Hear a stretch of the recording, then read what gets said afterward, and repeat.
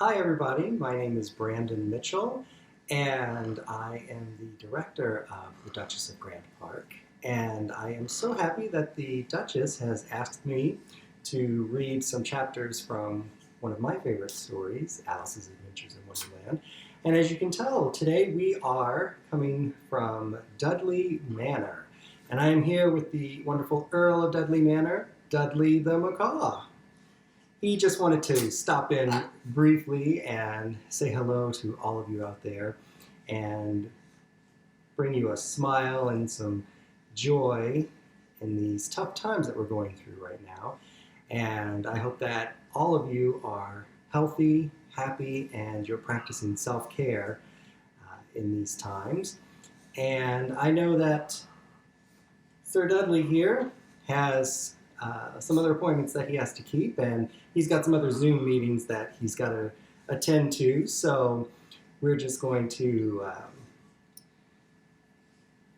say a little goodbye and hi and goodbye from Sir Dudley, and then we're going to get into our chapters for today. Well, on that note, let's take a look at Chapter 10, The Lobster Quadrille. The Mock Turtle sighed deeply and drew the back of one flapper across his eyes. He looked at Alice and tried to speak, but for a minute or two sobs choked his voice. "Same as if he had a bone in his throat," said the Gryphon, and it set to work shaking him and punching him in the back. At last the Mock Turtle recovered his voice, and with tears running down his cheeks he went on again. "You may not have lived under much of the sea." "I haven't," said Alice. "And perhaps you were never even introduced to a lobster." Alice began to say, "I once tasted," but checked herself hastily and said, "Oh no, never." "So you can have no idea what a delightful thing a lobster quadrille is." "No, indeed," said Alice. "What sort of dance is it?" "Why," said the Gryphon, "you're first formed into a line along the seashore." "Two lines," cried the Mock Turtle. "Seals, turtles, salmon, and so on. Then, when you've cleared all the jellyfish out of the way—" "That generally takes some time," interrupted the Gryphon. "You advance twice, each with a lobster as a partner," cried the Gryphon. "Of course," the Mock Turtle said. "Advance twice, set to partners, change lobsters, and retire in the same order," continued the Gryphon. "Then you know," the Mock Turtle went on. "You throw—" "The lobsters!" shouted the Gryphon, with a bound into the air. "As far out to sea as you can. Swim after them!" screamed the Gryphon. "Turn a somersault in the sea!" cried the Mock Turtle, capering wildly about. "Change lobsters again!" yelled the Gryphon at the top of his voice. "Back to land again, and that's all the first figure," said the Mock Turtle, suddenly dropping his voice, and the two creatures who had been jumping about like mad things all this time sat down again very sadly and quietly, and looked at Alice. "It must be a very pretty dance," said Alice timidly. "Would you like to see a little of it?" said the Mock Turtle. "Oh, very much indeed," said Alice. "Come, let's try the first figure," said the Mock Turtle to the Gryphon. "We can do it without lobsters, you know. Which shall sing?" "Oh, you sing," said the Gryphon. "I've forgotten the words."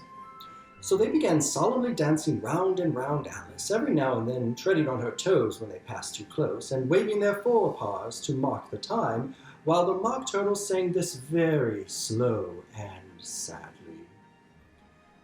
"Will you walk a little faster?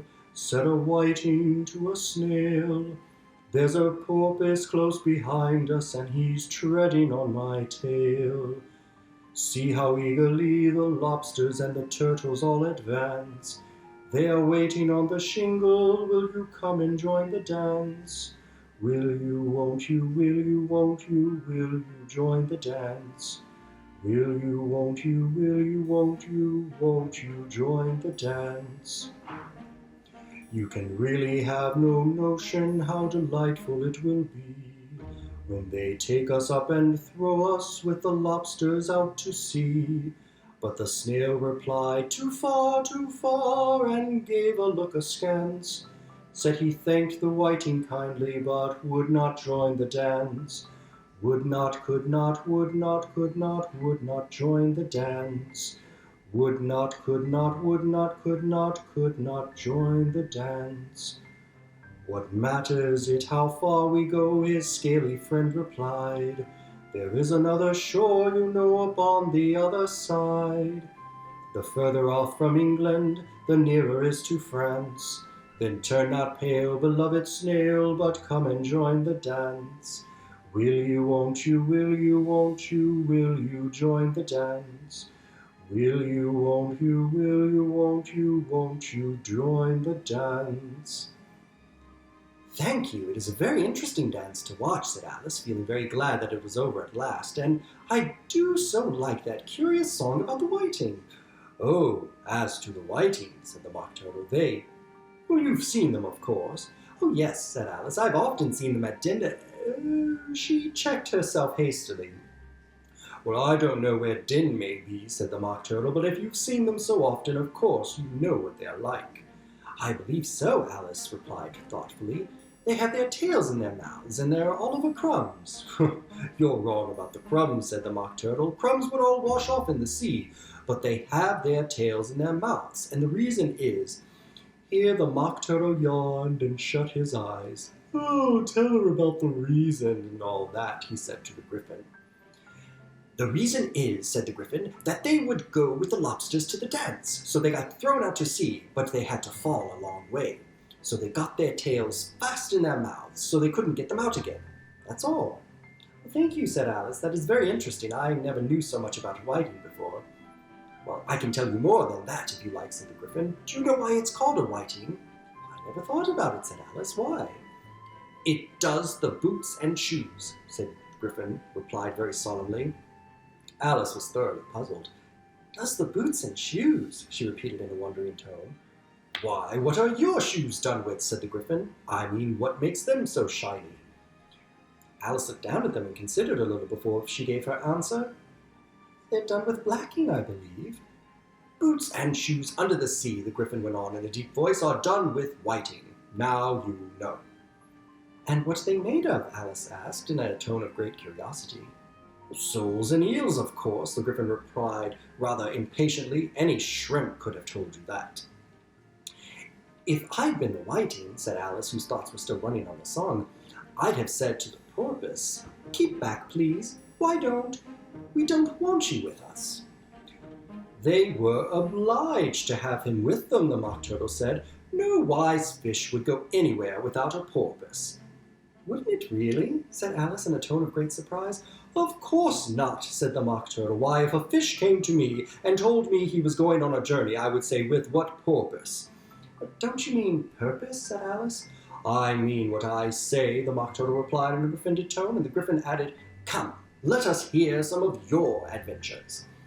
Well, I could tell you my adventures beginning from this morning, said Alice a little timidly, but it's no use going back to yesterday because I was a different person then. Explain all that, said the Mock Turtle. No, the adventures first, said the Gryphon in an impatient tone. Explanations take such a dreadful time. So Alice began telling them her adventures from the time when she first saw the White Rabbit. She was a little nervous about it, just at first. The two creatures got so close to her, one on each side, and opened their eyes and mouths so very wide, but she gained courage as she went on. Her listeners were perfectly quiet till she got to the part about her repeating, You are old, Father William, to the caterpillar, and the words all coming out differently. And then the Mock Turtle drew a long breath and said, That's very curious. It's all about as curious as it can be, said the Gryphon. Well, it all came different, the Mock Turtle repeated thoughtfully. I should like to hear her try and repeat something now. Tell her to begin. He looked at the Gryphon as if he thought it had some kind of authority over Alice. Stand up and repeat, "'Tis the voice of the sluggard," said the Gryphon. How the creatures order one about and make one repeat lessons, thought Alice. I might just as well be at school at once. However, she got up and began to repeat it, but her head was so full of the lobster quadrille that she hardly knew what she was saying, and the words came out very queer indeed. "'Tis the voice of the lobster, I heard him declare, You have baked me to brown, I must sugar my hair. As a duck with its eyelids, so he with his nose Trims his belt and his buttons, and turns out his toes." That's different from what I used to say when I was a child, said the Gryphon. Well, I never heard it before, said the Mock Turtle, but it sounds uncommon nonsense. Alice said nothing. She had sat down again with her face in her hands, wondering if anything would ever happen in the natural way again. "I should like to have it explained," said the Mock Turtle. "Well, she can't explain it," said the Gryphon hastily. "Go on with the next verse." "How about his toes?" the Mock Turtle persisted. "How could he turn them out with his nose, you know?" "It's the first position in dancing," Alice said, but she was dreadfully puzzled by the whole thing and longed to change the subject. "Go on with the next verse," the Gryphon repeated impatiently. "It begins, 'I passed by his garden.'" Alice did not dare to disobey. Though she felt it would all come out wrong, she went on in a trembling voice. "I passed by his garden and marked with one eye how the owl and the oyster were sharing a pie." "What is the use of repeating all that stuff?" the Mock Turtle interrupted. "If you don't explain it as you go on, it is by far the most confusing thing I have ever heard." "Yes, I think you'd better leave off," said the Gryphon, and Alice was only too glad to do so. "Shall we try another figure of the lobster quadrille?" the Gryphon went on. "Or would you like the Mock Turtle to sing you a song?" "Oh, a song, please, if the Mock Turtle would be so kind," Alice replied, so eagerly that the Gryphon said, in a rather offended tone, "No accounting for tastes. Sing her Turtle Soup, will you, old fellow?" The Mock Turtle sighed deeply and began, in a voice sometimes choked with sobs, to sing this. "Beautiful soup, so rich and green, waiting in a hot tureen.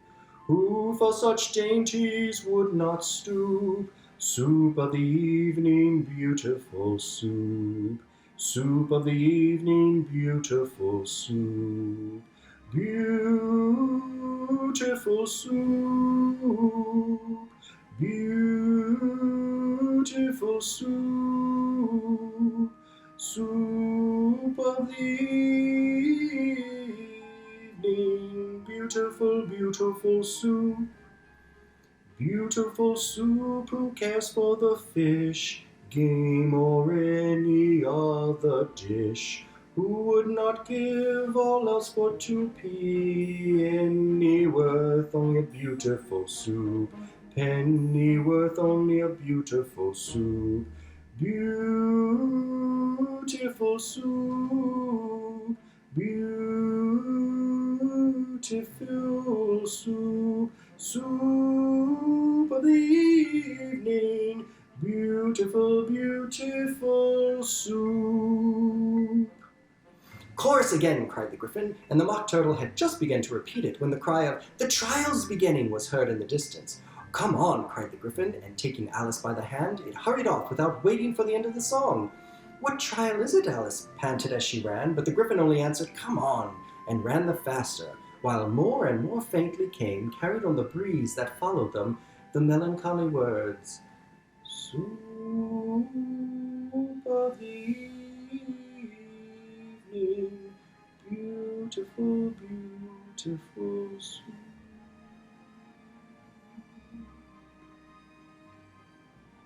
Well, that was very interesting indeed. I hope you've enjoyed it, and we will be back with the next chapter. So until then, I hope that you are all healthy, happy, and you take care of yourselves. Thank you.